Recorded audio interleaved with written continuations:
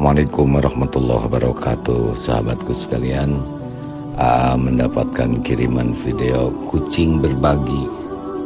Semua ini terjadi bukan kebetulan. Allah lah pencipta, pemilik, penguasa setiap makhluknya termasuk kucing.